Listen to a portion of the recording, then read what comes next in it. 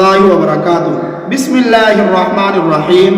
برادران اسلام، ہماری بات یہاں تک پہنچی تھی کہ جناب عبد المطلب نے ایک منت مانی، اور آج ہم اس کے ضمن میں یہ بھی عرض کریں گے کہ رسول اللہ صلی اللہ علیہ وسلم نے یہ کیوں فرمایا کہ انا ابن الذبیحین، کہ میں دو ذبیحین کا بیٹا ہوں۔ جناب عبد المطلب نے منت مانی کہ یا اللہ اگر مجھے 10 بیٹے عطا کیے تو میں ایک بیٹا جو ہے وہ ذبح کروں گا، کیونکہ اس وقت کثرت اولاد جو تھی وہ نعمت سمجھی جاتی تھی، فخر سمجھا جاتا تھا کہ بھئی سردار ہو اور اس کے پیچھے 10 بیٹے ہوں، اور یہ بڑی اعزاز کی بات سمجھی جاتی تھی۔ اور اسی طریقے سے اللہ تعالیٰ نے پھر 10 بیٹے ان کو عطا کر دیے، اور ان میں سب سے چھوٹے جو تھے وہ جناب عبداللہ یعنی کہ رسول اللہ صلی اللہ علیہ وسلم کے والد ماجد، اور اتنے بڑے حسین و جمیل اور شریفانہ عادت اور خوبصورت چہرے والا جوان اللہ نے عطا کر دیا۔ اور نام بھی دیکھیں عبداللہ، جہاں پر قریش مکہ جو تھے وہ اپنے معبودوں کے بتوں کے نام رکھا کرتے تھے اپنے بچوں کے، عبداللات ہے، عبد المنات ہے، عبد العزیٰ ہے، عبد المسیح ہے، لیکن اس کے باوجود قدرت نے یہ نام نہیں رکھنے دیا تاکہ میرے مدنی کا جو والد ہو اس کا نام خالص توحید پر ہو۔ تو اللہ تعالیٰ نے ان کا نام یعنی کہ یہ رکھوایا کہ جناب عبداللہ۔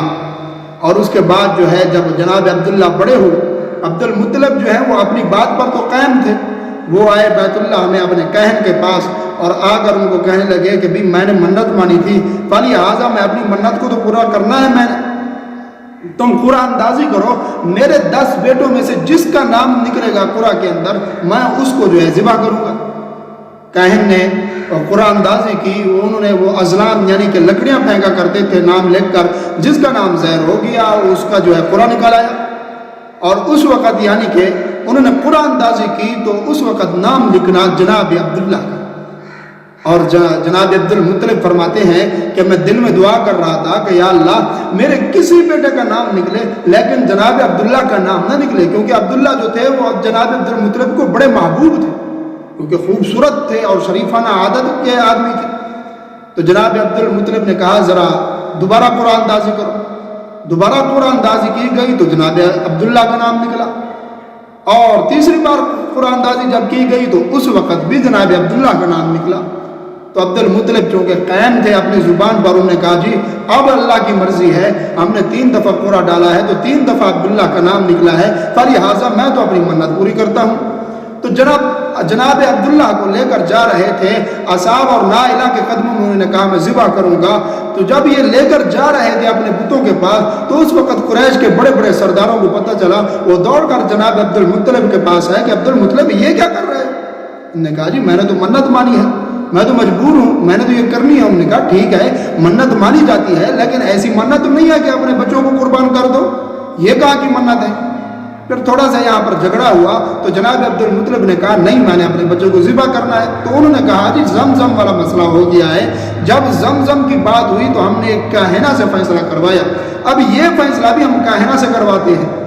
تو یعنی کہ ان کی بات اس بات پر متفق ہوئے کہ جو وہ کاہنہ تھا بنی سعد مدینہ طیبہ کے اندر جو کاہنہ رہتی ہے وہ جو فیصلہ کر دے ہم اس کے پابند رہیں گے۔ بالآخر یہ گئے ان کے پاس فیصلے کے لیے، فیصلہ کروایا تو اس کاہنہ نے کہا کہ اچھا یہ بتلاؤ جب تمہارے ہاں کوئی آدمی مر جائے یا قتل ہو جائے تو اس کی دیت کتنی ہے؟ تو انہوں نے کہا کہ بھی 10 اونٹ ہے۔ اس نے کہا ٹھیک ہے، ایک طرف قرع رکھو عبداللہ کا، دوسری طرف رکھو 10 اونٹوں کا قرع،